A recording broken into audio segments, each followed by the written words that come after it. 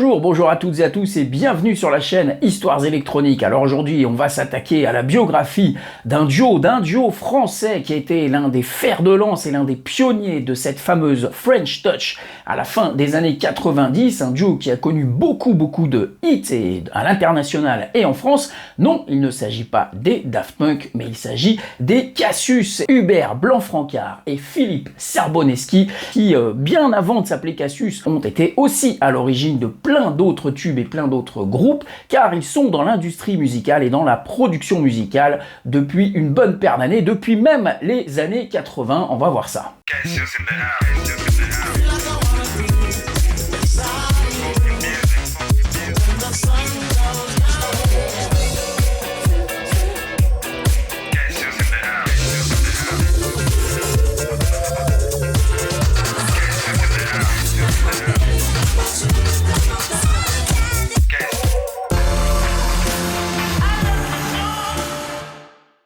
Hubert Blanc-Francard, d'abord, lui, il est issu d'une famille de musiciens, il baigne dans la musique depuis qu'il est tout petit, puisque son père, ce n'est autre que Dominique Blanc-Francard, un producteur et un ingénieur du son extrêmement réputé, qui a bossé avec des gens comme Alain Souchon, comme Serge Gainsbourg. On lui doit notamment la production de Déjeuner en paix de Stéphane Echer. Et dans la famille Blanc-Francard, il y a le père, mais il y a aussi le frère d'Hubert Blanc-Francard, n'est autre que Mathieu Blanc-Francard, plus connu sous le nom de Sinclair. Et oui, et d'ailleurs, Hubert produira un des albums de son frère. C'est si bon comme ça.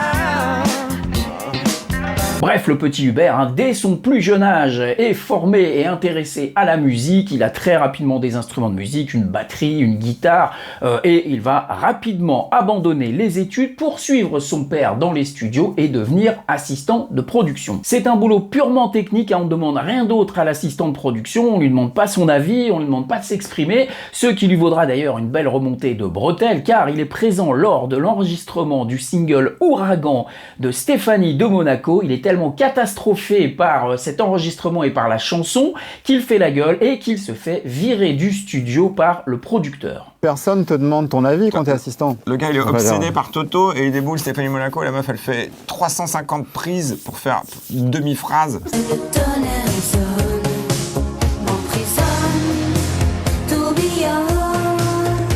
Cette expérience dans les studios va quand même lui apprendre 2-3 petites choses. Déjà, ça va lui permettre de faire la connaissance de son futur acolyte du groupe Cassius, Philippe Serbonesky. C'est un ancien rocker, même un hard rocker, il avait des groupes de métal, qui lui aussi travaille dans les studios. C'est d'abord un assistant de production, qui va lui aussi bosser d'ailleurs pour Serge Gainsbourg, pour Étienne Dao. Il travaille dans les studios de Dominique Blanc-Francard, et donc il rencontre son fils Hubert. Le courant passe immédiatement entre les deux, et une très longue amitié va naître dès la fin des années 80. Il y en a, c'est au bout de 3 ans, tu découvres qu'en fait, il est génial ce mec, mais il y en a, c'est tout de suite. Et nous, c'est vraiment été tout de suite. Et puis une autre chose que ça va apprendre à Hubert, c'est qu'il n'est pas fait pour la technique. Ça l'intéresse absolument pas. Ce qui l'intéresse, c'est de faire de la musique, mais pas de gérer les boutons, les prises et les branchements. Il décide donc de changer de métier et il va travailler chez Polydor. Chez Polydor, il est engagé comme assistant directeur artistique. Ça veut dire tout simplement que c'est un dénicheur de talent.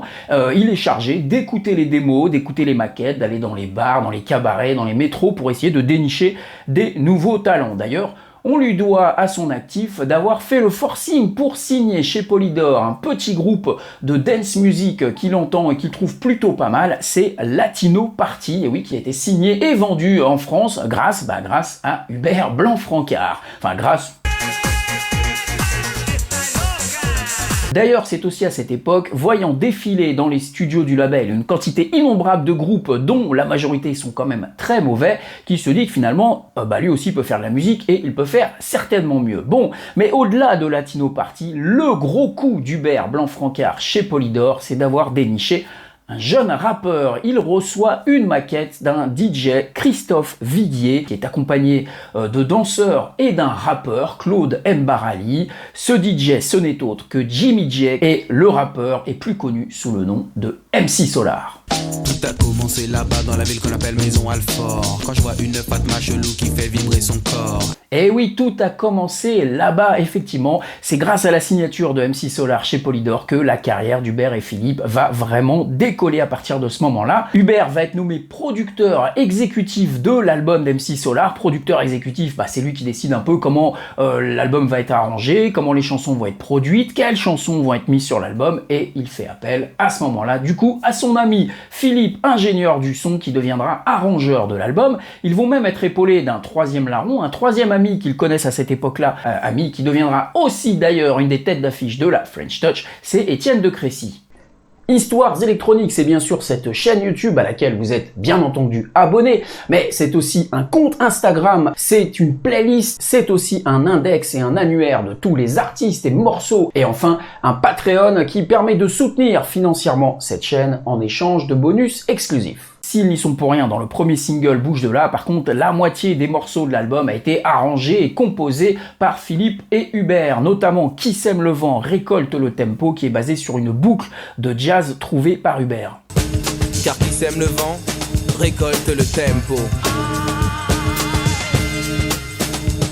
Bref, Hubert et Philippe produisent donc le premier album d'MC Solar, qui est un énorme succès. C'est d'ailleurs à cette occasion qu'ils vont prendre des pseudos. Évidemment, quand vous êtes producteur, il faut des pseudos un peu à l'américaine. Hubert va s'appeler Hubert Boom Bass, alors en référence au bouton que vous trouvez à l'époque sur les Ghetto Blasters, sur les postes radio, c'était un bouton pour pousser les basses, ça s'appelait Boost Bass, et il s'est trompé, il a appelé ça Boom Bass, mais enfin ça lui est resté, il s'appelle désormais Hubert Boom Bass. Quant à Philippe, c'est en référence à un film et au cinéma hollywoodien qu'il se fait appeler Philippe Zdar. Ce premier album, c'est une révélation pour Hubert, qui le dit, c'est dingue, c'est la vie que je veux. Voilà, il découvre enfin ce que c'est que de produire et de faire ses propres musiques. Jusqu'à présent, il travaillait pour les autres. Là, il a composé, même si c'est pour MC Solar, mais ce sont ses musiques. Moi, c'était la révélation. Je me suis dit, c'est la vie qu'on veut faire.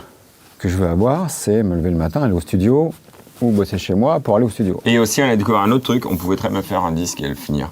On était vraiment que nous. 4 gamins, et on arrive à finir le disque, il n'y a pas un adulte, quoi. Et on leur rend le disque, et à la fin, 3 mois après, ils arrivent, ils nous donnent un disque de platine comme les grands. Il décide de quitter Polydor et de voler de ses propres ailes. Il va quand même continuer, ainsi que Philippe, à travailler en collaboration avec MC Solar sur les albums qui suivent, mais de plus en plus en retrait. On leur doit quand même la production du single de Guru et MC Solar, Le Bien, Le Mal, formidable morceau d'acid jazz, qui connaîtra aussi un gros succès outre-Manche. Le bien, le mal, le good, le bad, le bien, le mal. Et puis on doit quand même à Hubert aussi le fabuleux single Nouveau Western, basé sur une boucle de Serge Gainsbourg, ainsi que le morceau Les temps changent sur le 3e album. Parfois, la vie ressemble à une balle perdue. Dans le système moderne se noie l'individu. Alors à cette époque, au début des années 90, pour Philippe, Hubert et tant d'autres qui deviendront plus tard des stars de la French Touch, la musique se résume en 6 lettres, HIP, HOP, le hip-hop. Hubert est fan de hip-hop, il écoute Eric B. et Rakim, il découvre de la soul à ce moment-là. Pour eux, la techno, c'est une musique inaudible. Évidemment, cela va vite changer. Pour Philippe et Étienne de Crécy, cela changera quand ils se rendront dans une péniche à Paris, dans une rave party, ils vont découvrir la techno, et c'est à cette occasion qu'ils vont former le groupe Motor Bass. On en reparlera dans une autre vidéo, autre groupe pionnier et emblématique de la musique électronique française.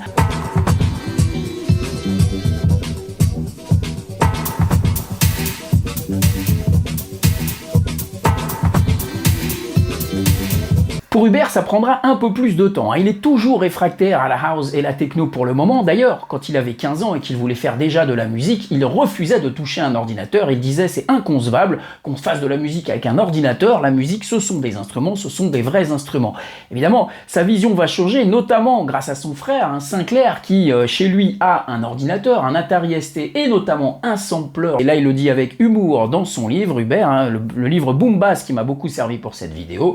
Il le dit, je découvre avec stupeur que l'instrument qui va me permettre de faire enfin la musique que je veux était posé simplement sur un micro-ondes. Mais bon, ils vont finir par s'y mettre quand même à la musique électronique. Et oui, et d'ailleurs ils vont s'y mettre par le biais d'un Anglais, James Lavelle. James Lavelle vient de créer son label Mowax, qui va être un des plus gros labels de downtempo, d'acid jazz et de trip-hop en Angleterre, et leur demande des instrumentaux à la façon de qui sème le vent récolte le tempo. Pour Hubert, c'est un exercice difficile parce que la musique purement instrumentale, ça le fait chier. Pour lui, c'est de la musique d'ascenseur. Mais bon, ils font quand même quelques démos qu'ils envoient au label et James Lavelle leur répond, leur dit écoutez, c'est très bien les trucs que vous avez fait, mais c'est pas fini vos morceaux là. Ça fait que 3 minutes. Et oui, à l'époque, pour les Français, pour les producteurs français, eh bien, la culture électronique, la culture de la dance music n'existe pas. Pour les studios, pour les producteurs, un morceau, c'est un morceau pop, tout simplement. Ça fait 3 minutes 30, il y a un couplet, un refrain, voilà, une fin. Et c'est à cette occasion que Hubert et Philippe vont découvrir le potentiel de la musique électronique, le potentiel de la musique instrumentale. Ils vont donc retravailler leurs morceaux dans des versions plus longues.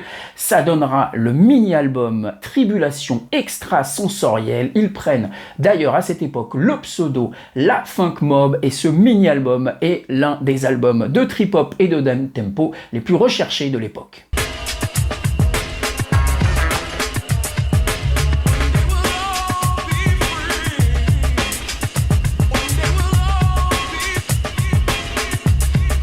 Ce mini-album s'échange aujourd'hui plus de 100 € sur Discogs. C'est un album très recherché et surtout très reconnu à l'époque qui impose la Funk Mob, Hubert et Philippe dans le milieu de la musique électronique, de la musique underground. D'ailleurs, le label leur demande des remixes. Il dit ça fonctionne tellement bien qu'on va sortir un album de remix. Ils font appel à Nightmares on Wax notamment et surtout James Lavelle demande à Philippe et Hubert qui voulez-vous voir pour remixer vos chansons?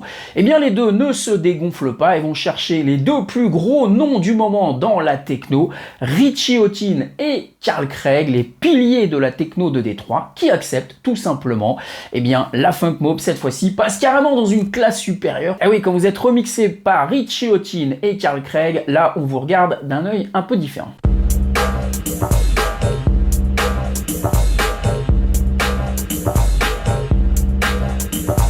La Funk Mob bénéficie d'une hype extraordinaire, hein. Tout le monde les veut pour produire ou pour remixer. Ils font aussi des lives et ils commencent à travailler sur des nouveaux singles. Mais il y a un petit truc qui commence à clocher chez Hubert, il y a un truc qui va pas dans les lives, il trouve que c'est trop lent, il trouve qu'il y a quelque chose qui ne va pas. Et ce qui va tout changer, ce sont des voyages à New York. Comme de nombreux artistes dont je vous ai déjà raconté l'histoire sur cette chaîne, eh bien tout va changer quand il va mettre les pieds dans un club de house music. Il va aller carrément écouter Little Louis Vega, rien que ça, les Masters at Work. Quand on veut découvrir de la house music, il y a quand même pire que d'écouter Little Louis Vega. Il va aller au Sound Factory de New York et là, c'est une épiphanie, il le dit lui-même, une révélation.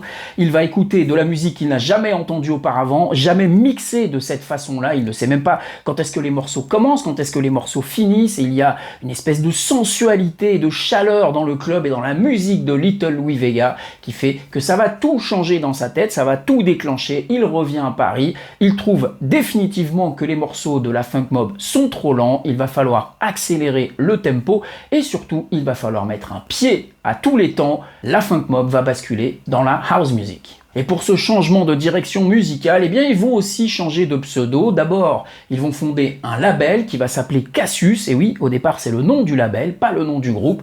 Et ils trouvent un pseudo, l'homme qui valait 3 milliards, pour produire un morceau qui s'appelle Foxy Lady, qui ressortira évidemment quelques mois après sous le nom Cassius. Foxy Lady, l'un des premiers morceaux de house filtré, la fameuse French Touch, déjà à cette époque-là.